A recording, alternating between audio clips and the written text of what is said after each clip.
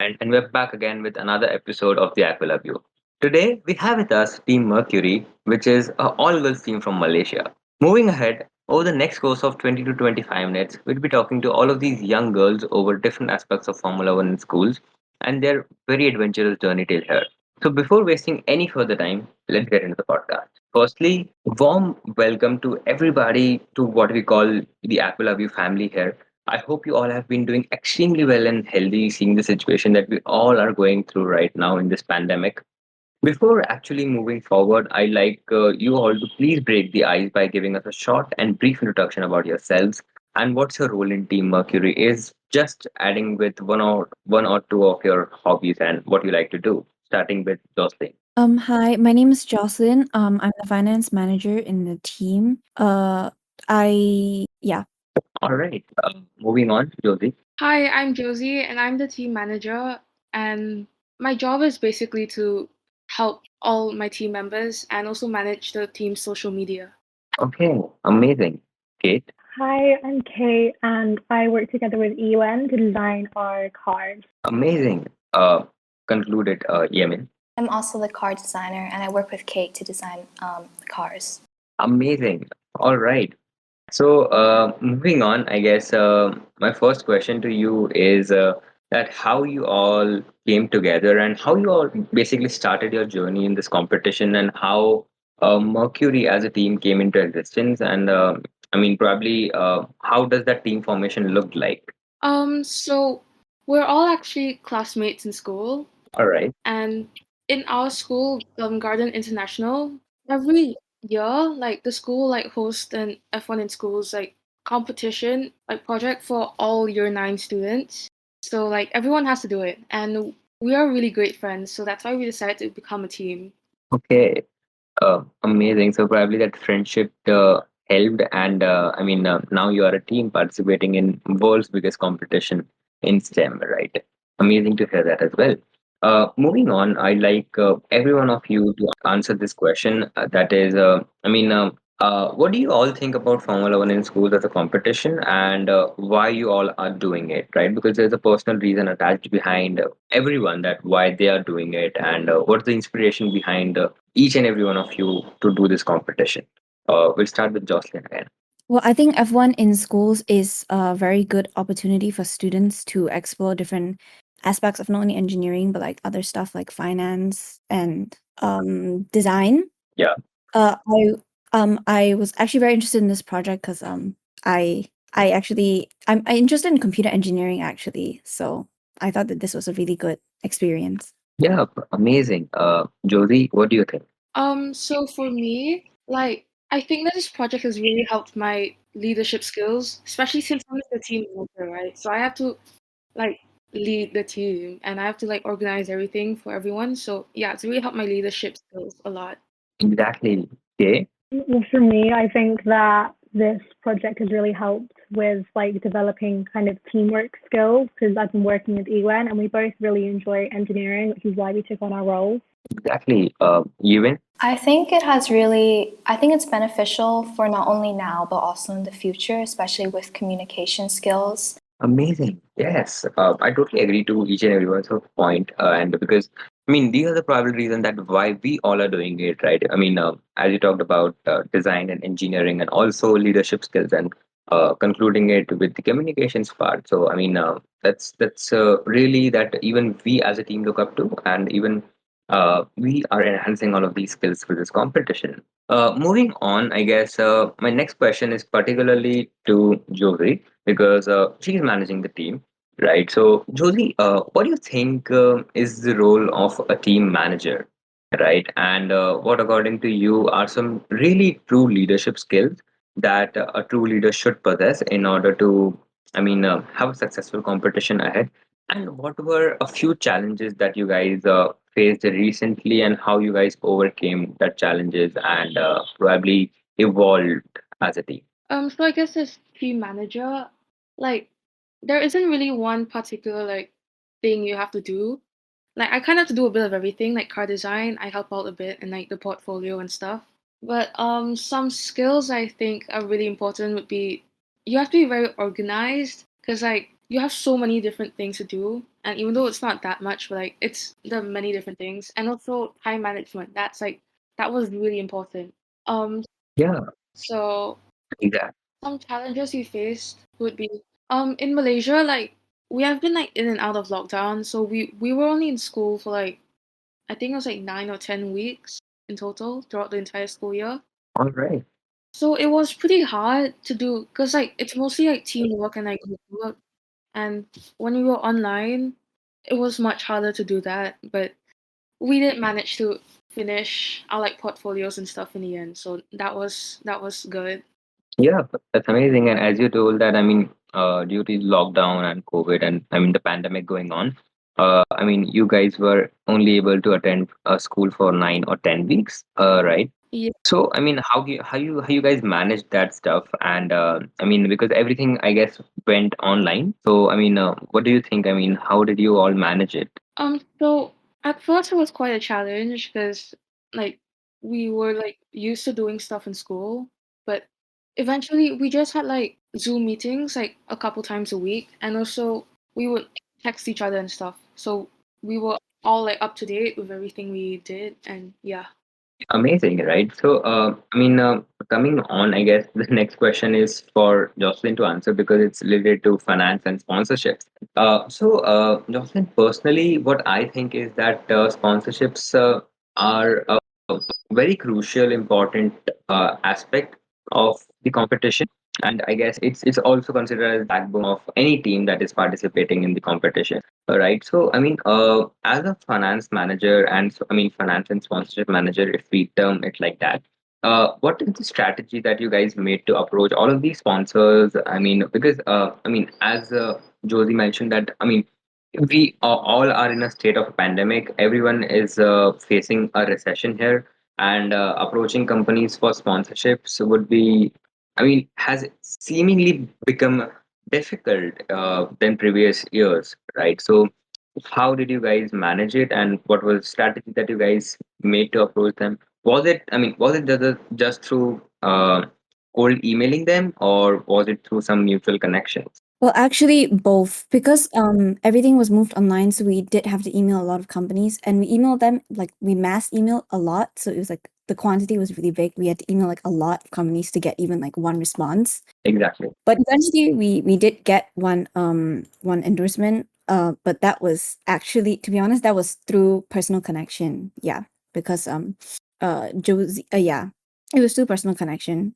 Amazing. So, what are you looking up for? I mean, some cash sponsorships or kind sponsorships, and how are you dealing with all of these things right now? I mean, because I mean, both of the, I mean, team runs on resources, and resources needs to be arranged through sponsorships, right? So, I mean, how have you guys segregated all of these things? We basically used a lot of sheets and like a lot of basically yeah sheets to track all our budgets, and then we had to communicate with a lot of we had to communicate with our sponsors to like sort it out. Yeah, got the point. Amazing. Moving on, I guess my next question is regarding the digital media and marketing. I mean, what social media, digital media marketing, as you term, is also a very crucial aspect of the competition, right? So, I mean, what exact strategy do you guys follow to keep up with your social media, and how you guys probably keep it updated time to time, and how do you align it with your team identity? Because that is also a very important, I mean, factor if we consider in scorecards, right? So, how are you guys probably managing all of the social media and aligning it with your team identity?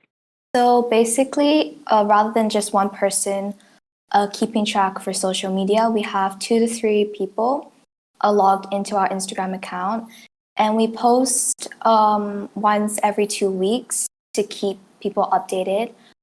We also use our team colors and post in that theme to keep our team identity. Okay, amazing, right? Moving on, I guess this question is the thing. I mean, the main question, I guess, because I really wanted to know that. I mean, what's the inspiration that you guys take while you design your car, right? Because I mean, Formula One is all about cars, right? And car is the main thing.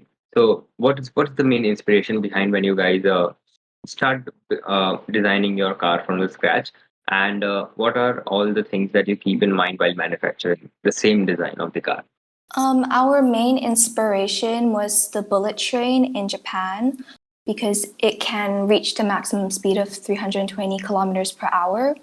And a lot of the things we have to take notice is like aerodynamics, lift, biomimicry, drag, and thrust, as that only does not only like help with the speed of our car, but also with its movement. For the like other aspects of the car, we looked at like examples of previously used Formula One cars and Formula One school cars. Yeah, got it. So, okay, I mean, what are the software that you guys are using in order to design your car and probably do the CFD part? We've been using Fusion 360 to design our cars Okay, and the whole way through the project. Yeah. okay, amazing to know. Definitely Bullet Train is an inspiration for all of us. If we talk about the speed and the aerodynamics that the train follows, I mean, that's a great inspiration itself. Moving on, I guess. This question is that I personally wanted to ask you guys is that what do you think is the most important aspect of the competition, right? Right from the portfolios to the pit displays. What do you think is the most important thing that each and every team should follow in order to probably have a lead over other teams?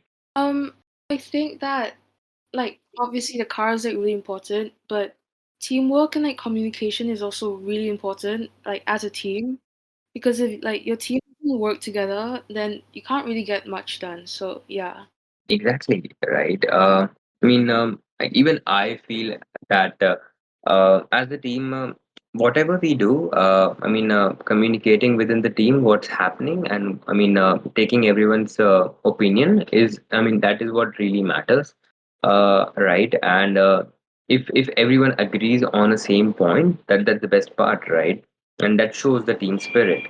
Amazing to hear about. I guess we talked about engineering, we talked about digital media. We also covered sponsorships, right? And I mean, moving on, I guess we have covered almost everything. But lastly, to conclude, I like you guys to probably throw some light on what is the strategy that you all are following in order to, succeed in the next level of the competition. And what do you guys would like to suggest the upcoming teams who are listening to the podcast maybe to really focus on? And I'd like everyone to, probably give their opinion. So we'll start with Jocelyn. I think, like Josie said, communication and teamwork is really important. Yeah. Also, a lot of the technical aspects of the competition, like the car design and the actual engineering of the car and manufacturing, is really important too. So I think like that should be first priority. Yeah. Amazing. All right. Josie, do you have anything to add on? I also think that time management is really important, especially for like car design, because you really have to pay it. It's quite time consuming sometimes, especially like getting each bit like right. So yeah, I'd say manage your time like really well. Yeah, I completely agree on that point. Definitely time management. Okay. I think I really agree with Justin's point of like communication is key here, and you really need to choose people that you can communicate with and you feel comfortable communicating with. But also, I'm interested in what your role entails is another key factor of succeeding here. Awesome. Right. Yeah, when? I think you shouldn't solely focus on the car, but also your portfolio, because that really shows your progress and how you got to designing your cars. So I think that working together and having teamwork skills in making the final portfolio is also important. Yeah, I completely agree with each and every one of your perspective, right from communication to time management to maintaining your portfolios and probably collaborating with each other in the team, right? And it's lovely to hear, I guess. I have now one question that is uh, off topic in terms of that is not related to Formula One in schools, right? So, you guys are from Malaysia, right? So, I mean, I'd like to know more about how F1 in Schools Malaysia works, and I mean, how they're probably organizing events in this pandemic. Um, right now we're not really sure because like the situation in Malaysia is like constantly like changing, but I'm pretty sure they had like a virtual like competition last year, if I'm not wrong. Yeah. Okay. This year, they are also having it virtually run. That means the actual manufacturing of the car is not done. You have to run it through a program to have it tested instead of actually making it. Okay, amazing. Right. I mean, if I talk about here in India, so I mean, our nationals is happening. I mean, sort of a hybrid version where we have to manufacture our cars and send it to them, and they probably raise them automatically. And all of the portfolios, bid displays, and all of these work needs to be submitted online.